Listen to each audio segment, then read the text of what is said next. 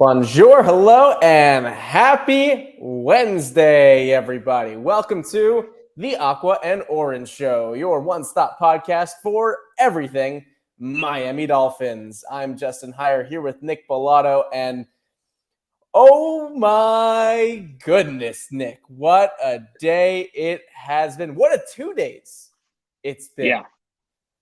Whew. I mean, Chris Grier, Dolphins general manager, on fire. I know we generally start these shows with our trivia question. We have this format that we go through. We're just going to dive right in because we're too excited to do anything else. News of the day, Tyreek Hill traded from the Kansas City Chiefs to the Miami Dolphins in exchange for a first-round pick, a second-round pick, 2 fourth-round picks, and a sixth-round pick. We're going to get into all the details, all the nitty-gritty. But first, Nick, your reaction. What were you doing when this news dropped? It happened so quickly. How did you react? I got to have the full story. So I don't remember when I saw it. I think I went downstairs to pick up a package.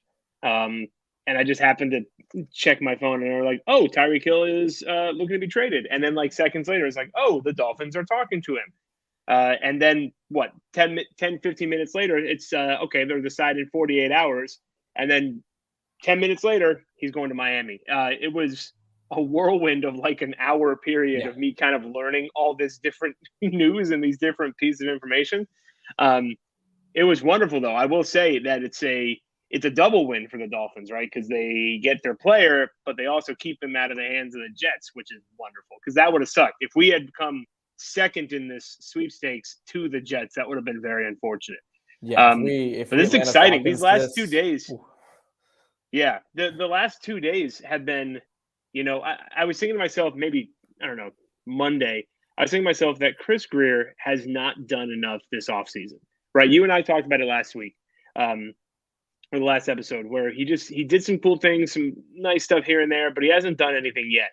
And I was starting to think to myself that maybe, just maybe, we might have blown it. We might have ruined this opportunity. And now 2 days in a row, he's wowed me. So, way to give me the roller coaster ride there, buddy. You did a good job with it. It was thrilling all the way to the end, and I'm glad we got who we ended up with. It's incredible. Yeah, he slow rolled us on this one. You and I talked about how it almost seemed like each individual move that the Dolphins made in the first wave of free agency, each individual move was worth an A or a B grade. But you put it all together, and the lack of addressing the offensive line in a big way, the lack of getting Mike McDaniel what he needs in the top way possible, sort of lowered the grade. It dragged it down to a C or what have you. This is now a slam dunk, A+ offseason. Yep. No questions asked. No questions asked.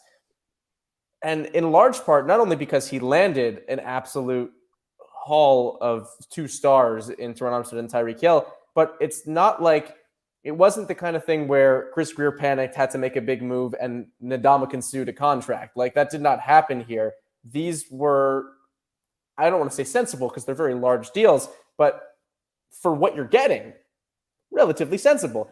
And this Dolphins offense now, in a massive way, is so far improved. This will be the most exciting offense at 22 years old that I have ever seen from the Miami Dolphins by such a massive margin. Me too. I mean, and not, at 32 years old, this is by far the most exciting offense we're about to see put on this field.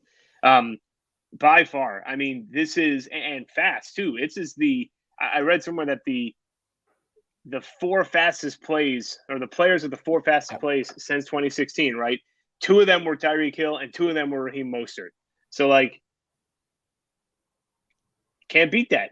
And then you add in Jalen Waddle, who's one of the fastest guys in the NFL. You add in Chase Edmonds, who's one of the fastest running backs in the NFL.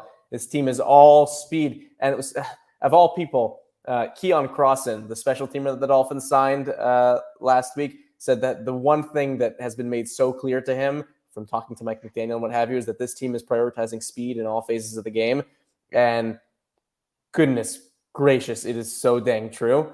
So the Dolphins offense is by far the fastest team in the NFL. By far. The Dolphins offense now is Tua Tagovailoa at quarterback. I feel like I've practiced that enough at this point. I should know it. Chase Edmonds and Raheem Mostert at running back, Tyreek Hill, Jalen Waddle, Cedric Wilson at wide receiver. Devontae Parker might be this team's fourth receiver, which is absolutely wild. Tight end Mike Gesicki, tight end Durham Smythe. And now, you look at this team, they've had weapons before, right? They brought in Brandon Marshall. They brought in Mike Wallace. It's not like they've had fine. But the offensive line now, too, being addressed. Terron Armstead, one of the best tackles in the NFL, and we'll deep dive into that. Connor Williams at left guard, Rob Hunt at right guard, and now it's really just that center and right tackle spots where you might need to see some sort of uncertainty, right? They might draft someone to replace Dieter. Potentially, there are still a couple big centers on the market, but we'll get into all of that. The Tyreek Hill contract, let's talk about that for a second. Dolphins are signing him to a 4-year, $120 million extension as the max value. It has a guarantee of about $75 million, and on a per year basis, if you look at the base value, it is now the richest contract amongst wide receivers, I believe. And so, still with that in mind, Nick, totally worth it. Yes, because if there's no analysis, if there's one thing that this offense, I feel like, over the years has missed, and we tried to get it in Mike Wallace, we tried to get it with Albert Wilson, we tried to get it with Kenny Stills, right? We're missing, and we've always missed a legitimate home run threat, right? Some guy who can take the top off of a defense and do it with ease. And there's nobody better than that than Tyreek Hill in this game right now. There's nobody better than that. So we got what I think was a huge gaping hole. As much as I love Jalen Waddle, the way they used him last year, and there's no indication that he's going to be used the exact same way that he was used in this upcoming season. But the way they used him, a lot of underneath stuff, a lot of kind of reverse type plays, gadgety type stuff. They really didn't send him deep often. They were usually sending guys like Mac Hollins deep. Now, and that worked to an extent, right? Mac Hollins had 6 touchdowns last year on those deep passes. Now imagine if that's Tyreek Hill, right? Comparing Mac Hollins to Tyreek Hill? I'm just saying, look at how our offense was run last year, and Tua had some success throwing that deep ball to Mac Hollins specifically. Yeah. Imagine if that's Tyreek Hill. I think the biggest problem that I foresee is they're needing to recognize just how fast this man is. I'm actually predicting a lot of underthrown balls in the beginning as they kind of work out some of these some of the who the players are. That's how fast we're talking. So I think this is a slam dunk of a play. I don't think whatever money you paid him, as long as he can stay healthy, which doesn't seem to have been a major issue for him over his career, knock on wood. I think it's a slam dunk play because now you have the most dynamic offense in, I say the AFC East, right? And you've got an offense that has really closed the gap with some of the top offenses in the rest of the AFC. So I think this is a slam dunk move for Miami. Because that's been one of the frustrations for Dolphins fans, especially over the past week, is closing the gap. Because every other AFC heavyweight was making move after move after move after move. You look at the quarterbacks alone in the AFC with Russell Wilson coming in, with Deshaun Watson moving from Houston, staying in the AFC with Cleveland. The offenses in the AFC are absolutely wild. And so to keep up with that, you look at Joe Burrow, Patrick Mahomes, Justin Herbert, Lamar Jackson,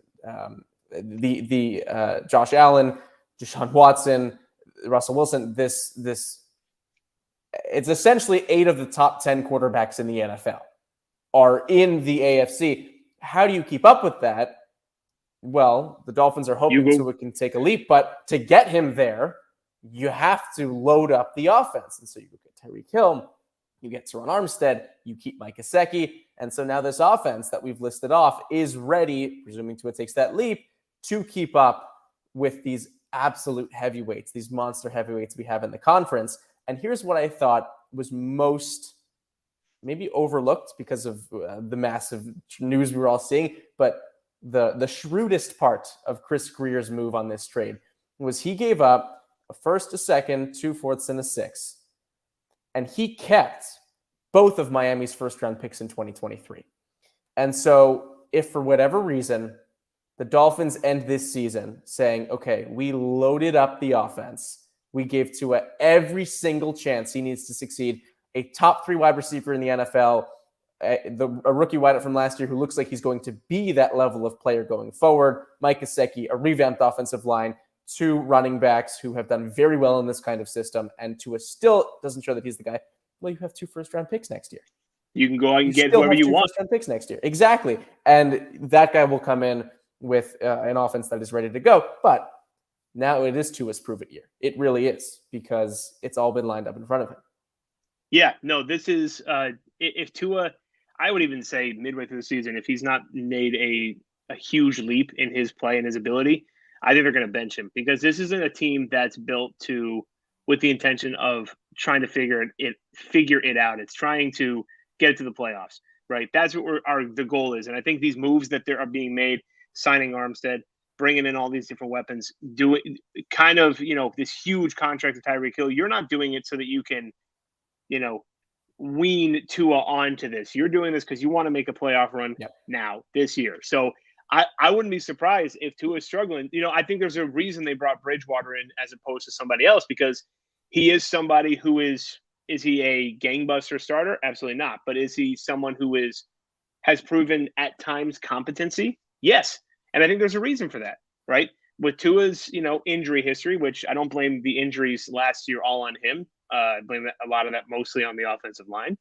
With his sometimes inconsistency, you want a guy who might be able to right the ship a little bit if things fall off at that quarterback position. So if Tua doesn't come out of this season with a clear indication, and I'm not talking about like we saw some flashes, like a clear Josh Allen type jump between years 2 and 3, then it's time to move on from him, because there is no excuse. You got him an offensive line. You got him every single weapon under the sun. There is no excuse. Absolutely no excuse. In terms of production and success, that's what we need to see. I mean, we know he'll never be Josh Allen in terms of the physical prowess, but in terms of production and success. No, I'm not saying go out and grow 5 inches. I think that's absurd. I'm saying because I saw something before we hopped on. There was a side-by-side analysis of Josh Allen in year 2 and Tua in year 2. And they were very similar in their numbers, and especially in the advanced metrics. They were very similar. And then the Bills went out and got Stephon Diggs, and look at what happened. Right?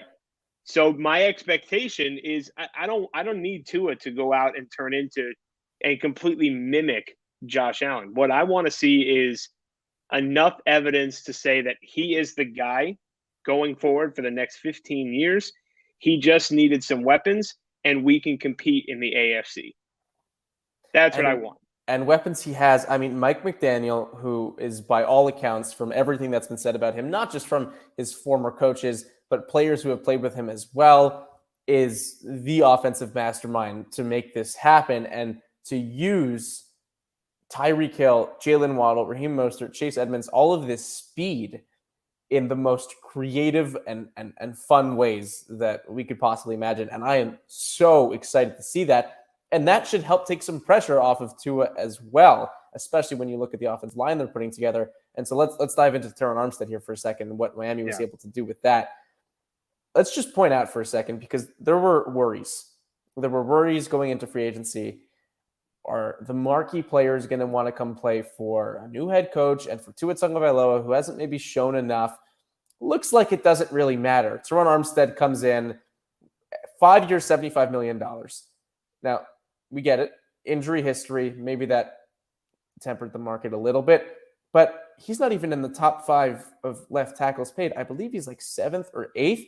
And when you're looking at a guy who has been, by most accounts, one of the very best left tackles in the NFL at a premium position in a market that was exploding, I mean, the fact that he came to Miami, I'm not saying he had better offers out there. I'm saying the fact that the Dolphins were able to land him for that contract, and that Tyreek Hill, apparently his destination from minute 1 of his trade request, his preferred destination was to go to Miami.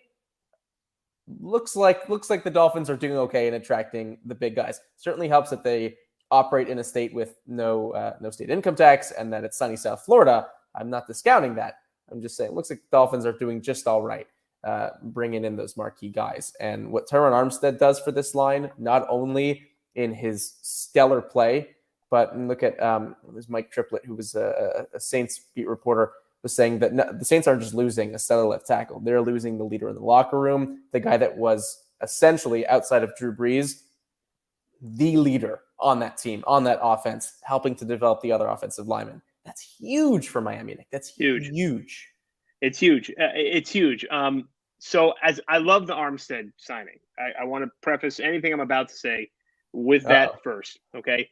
But it's not even a concern. It's not even like, I mean, I guess it is a concern because I feel like we walked in the offseason and we needed 5 offensive linemen. And now we have 2 very good ones. Robert Hunt is a guy who played a little tackle, played a little guard during his time in Miami, showed competency kind of at both at various points. We don't know how much of his dip from year 1 to year 2 was, the surrounding play, or if it was all him. It's hard to really identify that. But I don't. It's not an issue. It's just, who do we have protecting to his blind side, which I think is a question that really needs to be addressed. And I know that the draft is upcoming, and there's other things that might pop up and be available. But like, I love Armstead, and I think that you're right. He's going to bring leadership. He's top 5 left tackle in the game when healthy. But who's going to protect the blind side? So if you had told me in the beginning of this that I get to pick either him or like a L. Collins, probably would have gone with Collins. A little bit more developed on that right side, could play a little bit more right tackle, a little bit more consistently. That's my biggest concern, is the blind side. To his blind side is still not secured. So as great as the left side of the line is going to look, we don't have a right side of the line that I feel comfortable with yet. And I'm not discounting La'el Collins. He's great. He's not the caliber of player Armstead's been over the course of his career. But you're right in terms of the position, the priority position on the offensive line. It's right tackle. And so right. Because even you said it. The premium position is left tackle in a normal offense with a right-handed quarterback. It's right tackle with a left-handed quarterback. So that's my only hiccup is, again, it's not even the Armstead signing. It's just, Chris Grier, have you addressed the blind side? And at this moment, you really haven't. You're banking on one of those guys who have shown very little growth to develop. And listen, maybe Hunt was pretty good in his rookie year at right tackle. He's a guy who might be able over the second half of his rookie year. Exactly. So he's pretty solid. So maybe there's something there.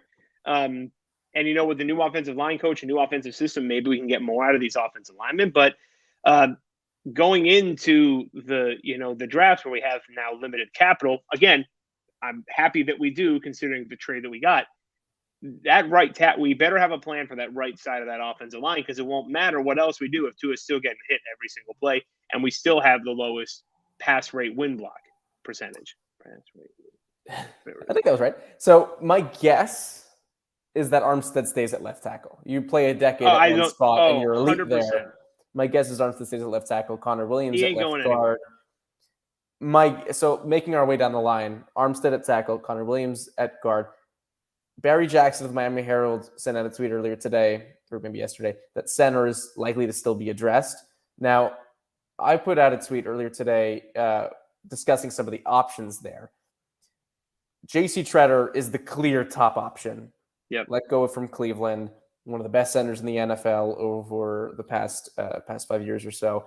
And if you can get him, if you still have the cap space after these moves, which the Dolphins, we discussed last week on our show last week, there are a bunch of cap casualties that they can make and clear up a lot of space. So maybe that's still possible. If not, Matt Paradis is really the only other proven veteran that's a clear upgrade over Michael Dieter, who's still on the market.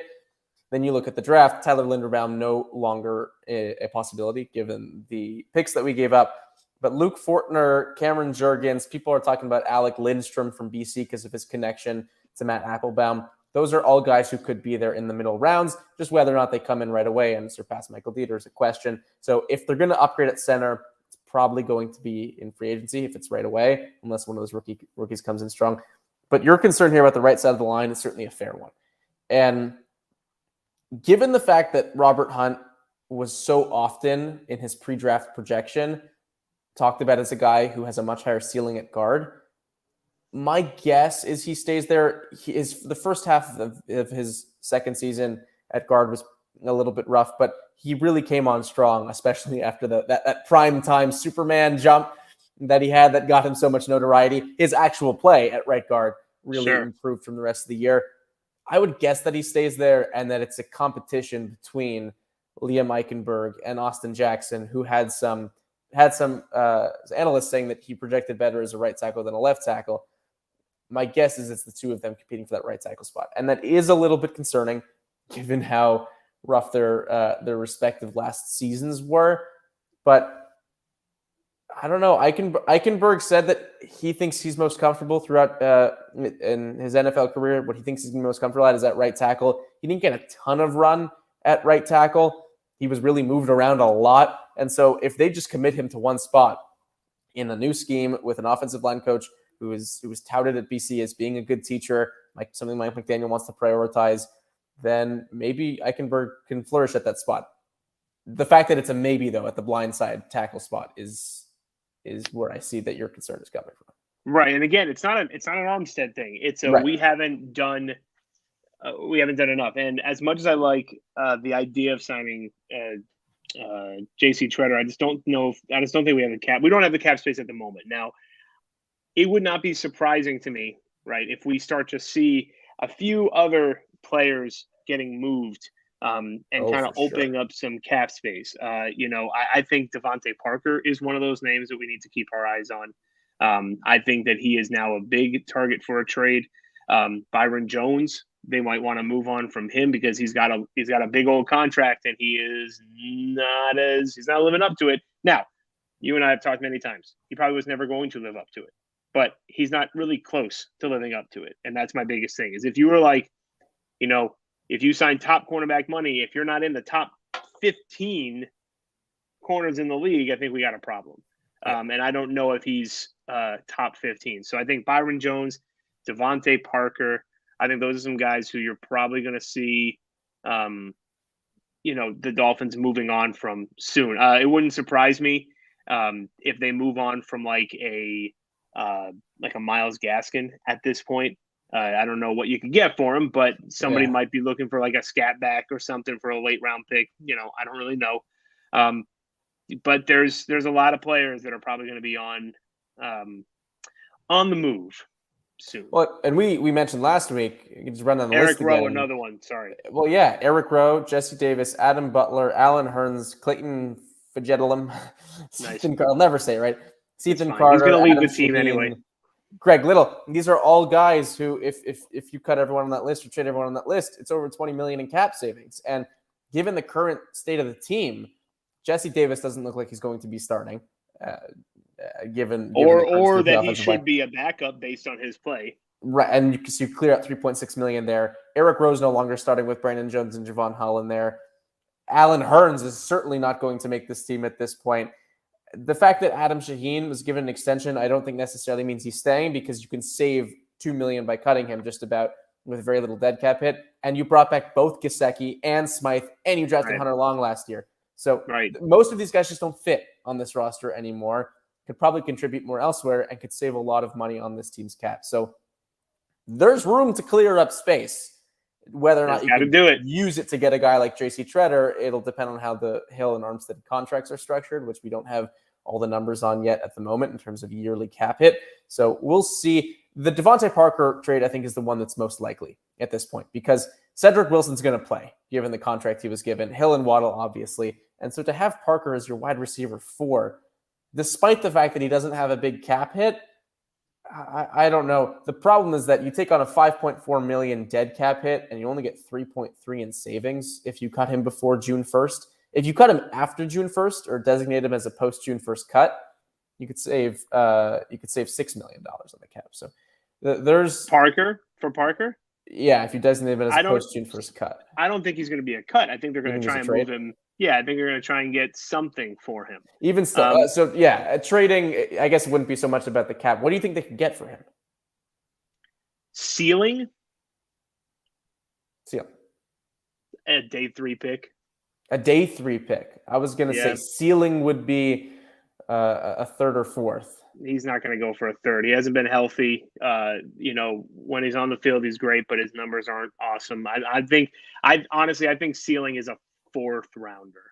Well, the nice thing for any team that brings him on is that the base salaries left on this deal are $5.6 million and $5.7 million for this and next year. So contract is not a problem with Devontae Parker. So that's not going to temper the cost at all. It's more about just his value to whatever team is bringing him on. And I think he could be a starting receiver when healthy on a lot of teams. I think he could be a starting receiver on this team still. Right. But he's not healthy. The room is a little crowded. If you're trying to recuperate something, his name just makes sense to be traded away. I will say, friend of the show, because he's asked to go as Kyle Sondland, who we shouted out last time from the Security Token Show. Friend of the show, friend of mine, really wants Parker on the Eagles. He keeps texting me. As soon as this Tyreek Hill trade came in, he's like, Justin, go talk to Chris Greer, get us Devontae Parker. Maybe Philly could be a solid landing spot. And the Dolphins, great move. And Howie Roseman, the Eagles general manager, a lot of connections there. They've made a lot of trades over the last about 5 years or so, most recently last year. So I could totally see Devontae Parker fit in Philly. They have Devonta Smith, and then it's just like a mix of guys like Quez Watkins and Jalen Reagor isn't doing anything. So Devontae Parker could totally be a fit there. I could certainly see that happening. And then a couple other guys that could potentially be trade candidates. Gaskin's an interesting one. He's definitely an interesting one. You're not really getting any cap relief with him, but the Dolphins tendered Salvon Ahmed, who has familiarity with Mike McDaniel, and they have Mostert and Edmonds out in front. Gaskin as the fourth running back or even the third running back, that's an interesting one. I could see a move. It would probably also just be for a day 3 pick, though. Yeah, no, it wouldn't be for anything crazy. But you got to think, if you draft him in the 7th round, if you get a 5th rounder, you're actually getting more value back for him, right? So for me, if you can get a 5th rounder for Myles Gaskin, why not? Take a flyer on some other. Listen, Andrew Van Ginkel was a 5th round pick. Turned out all right. Rashad Jones was a 5th round pick. Turned out all right. So you can go get a 5th rounder for Myles Gaskin if you need to, just because that running back room there's just a lot going on in there right now. Again, he's another name that I kind of thought of immediately as a potential trade candidate now. So do you think this team, as it's positioned now, because this is probably one of the last big moves we'll see of the offseason, unless they manage to make a lot of cap space and get a guy like Treader. Do you think this team, as it's positioned now, can take the division? The division? No. The division. I will not. I cannot say that this team, in any iteration of it, can take this division until we go into Buffalo and beat Buffalo. Josh Allen has been in the league for how many years? 4 years. So he's had 4 complete seasons. He is 7-1 against the Miami Dolphins. Until that changes, we cannot start competing for the division. Not worried about New England because we beat them twice. The Jets are the Jets. I really think that Miami, I do think that they are the second best team in the division. I think New England making the moves or choosing not to make the moves that they avoided, I think they dropped into that 3rd spot. As great as Mac Jones played last year, there's not really a whole lot going on with them. They lost J.C. Jackson, which is huge for them. So they traded away Shaq Mason for peanuts. Yeah, which so frustrating. So I think that they're definitely the second best in the division. But until you can go into Buffalo and beat Buffalo, or just, I'm going to take that back, beat Buffalo. Even in Miami, beat Buffalo, and we can talk about it. But until you can beat Buffalo, I can't say it. No, we're about to change your answer here, Nick. Former Patriots cornerback Malcolm Butler returns to New England on a 2-year deal. Now, they're now they're Super Bowl contenders. Now, New England, yeah, exactly. Now we got to get to New England and Malcolm Butler. I struggle with this one, but I think you're right. Before you even entertain the thought, because it's sort of an unfair question, because of course anything can happen. Miami, it could potentially go on a magical run or whatever. But if we're answering the question fairly in a grounded way, I think your measuring stick is totally the right one. Once Miami proves that it can beat Buffalo, then we could have the discussion. And the reason that is the needed measuring stick so far at this point is because Miami hasn't even gotten close in the past couple of years. Every game against Buffalo is a rout. It's not even a fair competition. So until Miami looks competitive in those games and wins one of those games, I think that's a fair way to put it. Because if you're in an 0-2 hole against one of your division opponents, you can't take the division that way. Then you're not going to take the division. Unless they only have 2 wins on the season and they're both against you, then you can't. You can't. It's just so unlikely. So I think that's a fair measuring stick. This offense, as it's constructed now, is ready to keep up, presuming with Josh Allen, presuming Tua is able to captain this offense appropriately and score those points and stay healthy. So the supplies, the weapons, the support is now there. But I think that's totally right. I'm not even going to ask the wildcard question. I think we both know the answer to that. This team can't. No, I was going to ask. Well, I was going to ask because if you had to put Miami, if you had to rank out the top teams in the AFC, you think that they could be a wild card spot? I'm glad you said that. I'm glad you asked that, because if you look at the teams in the AFC right now, I'm not sure, just on paper, because of the question mark at quarterback, that Miami is the 5th, 6th, or 7th best team in the AFC. However, the 8th or 9th best team in the AFC, or in any conference, will still routinely make the playoffs, right? I mean, that happens all the time. You don't need to be it's the way the ball bounces sometimes in terms of who has the tiebreaker, who has one extra win. So can they make the wild card question? The wild card, 100%. This team is absolutely talented enough to do it on both sides of the ball. They just need the ball to bounce the right way or have Tua take another step. Yeah, I mean, I agree. I think that, considering what we know about a lot of the rest of the AFC, really, I can't confidently say that Miami is the 5th, 6th, or 7th best team until we know what Tua is going to look like in this new offense. And we might know very quickly, and it might be changing our tunes. But at the moment, I would say they're at best 8th, which means they're on the outside looking in. At best 8th, right? Because you got to think, there's that AFC West is absolutely insane right now.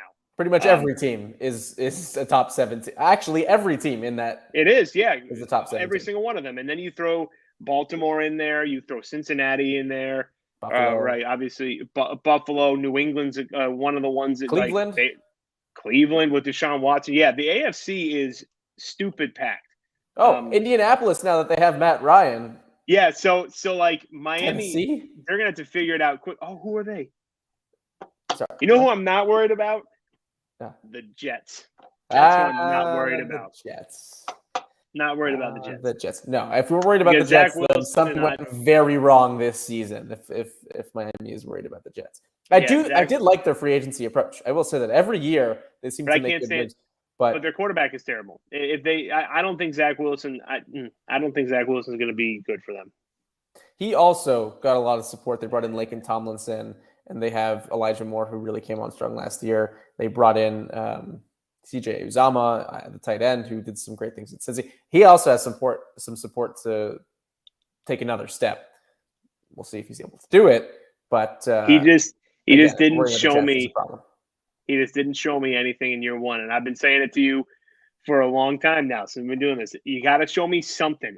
There's got to be something that I can latch onto in year one that makes me say there's potential for you. Whether it's your accuracy, your arm strength, your smart play at the line of the scrimmage, right? And Tua's accuracy, Josh Allen's arm strength, Mac Jones's mind. Those are all things that you say, all right, there's potential here. Athleticism with Lamar Jackson. What did we really see with Zach Wilson that really said to you that he could be the franchise quarterback of this team? I don't think I'm quite as down on him as you. To me, I've been down on him since day one too. You remember that? That's true. To me, it's the improvisational skills that we've seen from Zach Wilson, where there will be a couple of plays where you just say, wow, not many quarterbacks in the NFL can make a play like that. The problem is that they were nowhere near consistent enough on a regular. Like you look at someone because like you can't Russell Wilson, who does it 10 times a game. Right. It needs to be more consistent, and it needs to be sprinkled in with otherwise very consistent play. Yes, it has to be sprinkled in. It can't be your only means of scoring touchdowns. I am not high on Zach Wilson, and he's going to have to do a lot to make me change my mind. And I said that, again, I know it's a Dolphin, so I said that before he was a Jet. You did. You were not very high on Zach Wilson going into the pre-draft process. That very unhigh on him. Absolutely accurate. And so far vindicated. We will see what happens in Zach Wilson's sophomore season. Yes. So as we wrap up our thoughts here, because we were very excited and maybe went in a bunch of different directions, your overall thoughts / grades for a grade. The teacher's going to come in with the grade now for Miami's offseason up to this point. A. Not A+, A, because of the right side of that line. I can't give you an A+ because you still have 3 question marks on your offensive line. 2, great. Can't wait to see what that side looks like, but the blind side is still unprotected. So, but I think the Hill signing was a slam dunk. I think you know how I feel about the Agba signing. I think bringing Gesicki back on a reasonable franchise tag deal, great. Armstead, great pickup. The running backs, great pickups. But right side of that line, not addressed. A. I'm going to go A as well. Really want to say A+, but for the same reason. For me, it's not necessarily right side of the line. It's just right tackle. I actually think Robert Hunt is going to be a starter for a while in this offense. I think he fits the scheme really well. He has that kind of athleticism that you need for a zone blocking scheme. So I'm going to say it's 2 major question marks for me on the offensive line, center and right tackle, or wherever Robert Hunt's not playing. But still, A, because of that blind side protection question. Also a huge fan. I think we very much agreed on a lot of Miami's free agency philosophy this year. We pretty much had the same question marks and the exact same excitement level for most of the moves. So, Agba, Gesicki, Armstead, Tyreek Hill, certainly the hallmarks of this offseason. And honestly, Chris Grier knocked it out of the park. And he saved his job. He really, because in large part, especially when you look at Armstead, it's because of misses that the Dolphins have had on the offensive line. So understanding that these are course correction moves is certainly fair when you want to have perspective. Doesn't take away from the fact that they were, despite the fact that they were course correction moves, home run moves in a lot of ways. Yeah. This home run and course correction. I think that's the perfect way to put them. Alrighty. So that brings us to the end of our special edition Tyreek and Terron Extravaganza episode. Very much appreciate all of you watching / listening. Because we came on so impromptu, no wildcard question this week, but we will be back to our regularly scheduled programming on our next show with the trivia question, with the wildcard question. So be sure to stay tuned for that to know when we are going live on YouTube, on Twitter. Make sure you're following us on Twitter at HireJustin, at OS06446. Make sure you're subscribing on YouTube and clicking that bell so you know when we're going live there. And please, if you like what you're hearing, rate and review the podcast, Spotify, Apple Podcasts, everywhere podcasts are found. We certainly really appreciate it. Until next time, thank you very much for watching and listening, and we will see you on the next show. Thanks, everybody.